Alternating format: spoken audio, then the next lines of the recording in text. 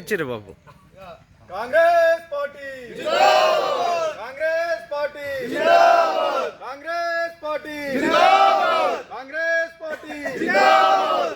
BJP MLA Rakesh Reddy down down, BJP MLA Rakesh Reddy down down, BJP MLA Rakesh Reddy down down, BJP MLA Rakesh Reddy down down. Congress party జిందాబాద్, Congress party జిందాబాద్. వినయరెడ్డి నాయకత్వం వర్ధిల్లాలి, వినయనగర్ నాయకత్వం వర్ధిల్లాలి, వినయనగర్ నాయకత్వం వర్ధిల్లాలి.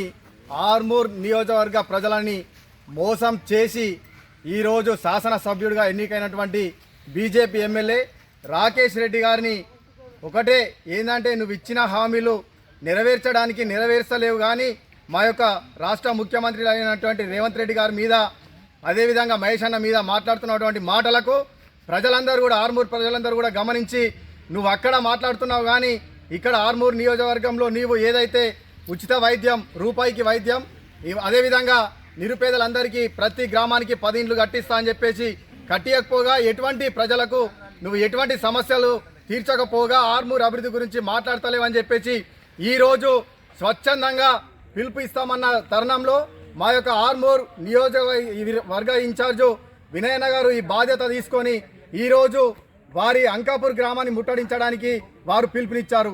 ఈ పిలుపులో భాగంగా ఓన్లీ కాంగ్రెస్ పార్టీ నాయకులు, కార్యకర్తలే కాకుండా సామాన్య ప్రజలు, మహిళలు కూడా వాళ్ళ ఇంటికి వెళ్ళడానికి అందరూ కూడా సంసిద్ధమయ్యారు.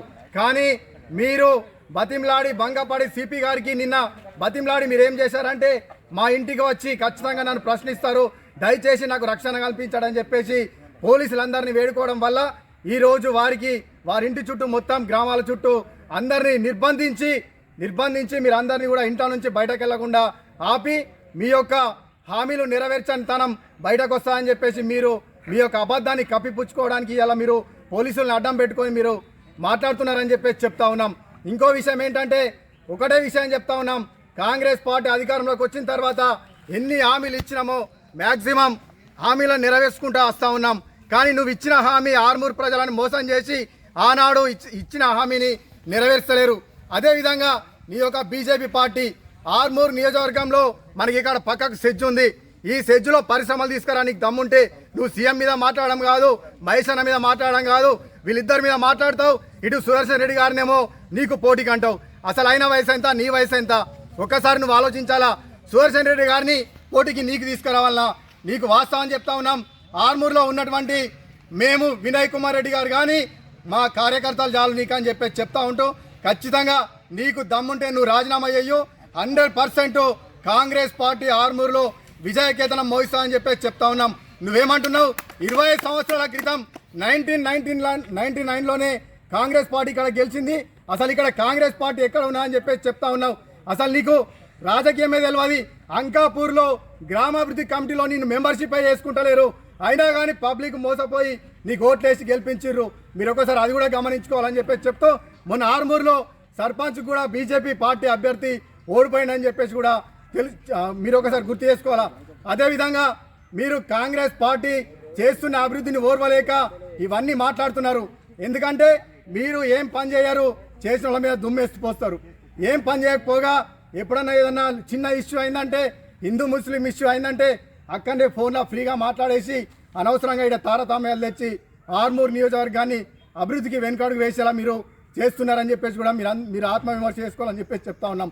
ఇంకో విషయం, ఆర్మూర్ నియోజకవర్గంలో మీరే అన్నారు చాలాసార్లు, పార్టీలకు అతీతంగా మనం పని చేసుకుందామని చెప్పేసి.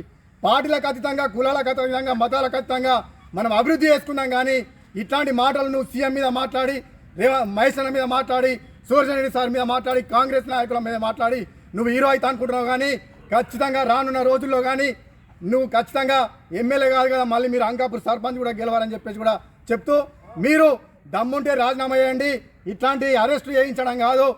ఇట్లాంటి మీరు ఏమంటున్నారు, కాంగ్రెస్ పార్టీ అధికారంలో ఉంది, మీరే రావచ్చు కదా, పోలీసులను ఎందుకు అడ్డం పెట్టుకున్నారని చెప్తారు. మీరు కాళ్ళ ఎలా పడి ఇలా పోలీసుల రక్షణ తీసుకొని మీరున్నారని చెప్పేసి చెప్తూ, ఖబర్దార్ రాకేష్ రెడ్డి ఇంకోసారి ఇటువంటి దుష్ప్రచారాలకు పాటుపడితే కాంగ్రెస్ పార్టీ ఊరుకోని చెప్పేసి చెప్తున్నాం. జై హింద్, జై కాంగ్రెస్. మన కాన్స్టిట్యున్సీ ఇన్ఛార్జ్ అయినటువంటి పెద్దలు వినయన్న గారి ఆదేశాల మేరకు చెలో అంకాపూర్ అనే కార్యక్రమం ఉండే, దాన్ని ఈరోజు మమ్మల్ని ప్రొద్దున్నే సుమారు 3 గంటలకు పోలీసులు అరెస్ట్ చేసి టౌన్లో ఉంచడం జరిగింది. మేము పోలీసులకు సహకరించి ఇక్కడనే ఇదైనాం. అయినా కానీ మేము చెప్తున్నాం ఎమ్మెల్యే గారు మీరు ఎలక్షన్లో ఎన్నో బూటకపు వాగ్దానాలు ఇచ్చిర్రు. బూటకపు వాగ్దానాలు ఇచ్చి ప్రజల మనుషుల్ని దోచుకొని ఓట్లు వేయించుకొని ఇలా మీరు గెలిచి మళ్ళీ ఇప్పుడు మాకు అబద్ధాలు చెప్పుకుంటూ తిరుగుతున్నారు. మీరు మా ప్రభుత్వాన్ని మీద మా సీఎంని విమర్శించే స్థాయికి వచ్చిరంటే మీరు ఎంత జూటు మాటలు చెప్తారో జనాలకు అర్థమవుతుంది. మన ఆర్మూర్ కాన్స్టిట్యున్సీ ప్రజలు మిమ్మల్ని గమనిస్తున్నారు. ఎమ్మెల్యే గారు మీరు ఇప్పటికైనా కళ్ళు తెరవండి, ప్రజల మొఖాన ఉండండి, ప్రజల పక్షాన ఉండి ప్రజలకు సేవ చేసే భావ గుణాన్ని తెచ్చుకోండి. కానీ మీరు మతాలను కులాలను మనుషుల్ని రెచ్చగొట్టే కార్యక్రమాలు చేయకండి అని చెప్పి మేము ఈ సందర్భంగా నందిపేట మండల కాంగ్రెస్ పార్టీ తరఫున మేము కృతజ్ఞతలు తెలియజేస్తున్నాం. ఎమ్మెల్యే గారు ఇప్పటికైనా మీరు ఒక మంచి భావనతో ఉండి ఆర్మూర్ కాన్స్టిట్యున్సీ అంటే ఒకప్పుడు మేము అందరం అన్నదమ్ముల కలిసిమెలిసి ఉండే నియోజకవర్గాన్ని ఈరోజు మీరు కులాలు మతాలు అని పేరు పెట్టి మాకు భావోద్వేగాలకు మాకు గురి చేస్తున్నారు.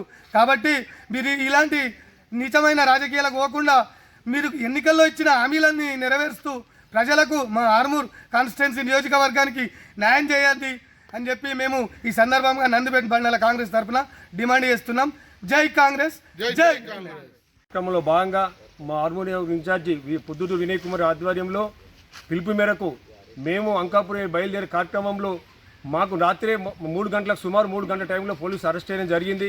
అయినా పోలీసులకు మేము సహకరిస్తూ మేము ఒకటే చెప్తాం, రాకేష్ రెడ్డి గారు బూటకప్పు మాటలు హామీలు ఇచ్చి ఈరోజు రూపాయికే వైద్యమన్నారు.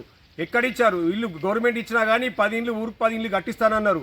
పెద్ద పెద్ద పగడవాళ్ళ మాటలు చెప్పి ఈరోజు ప్రజల్ని మభ్య పెడుతూ ఈరోజు రాజకీయం చేస్తున్నారు.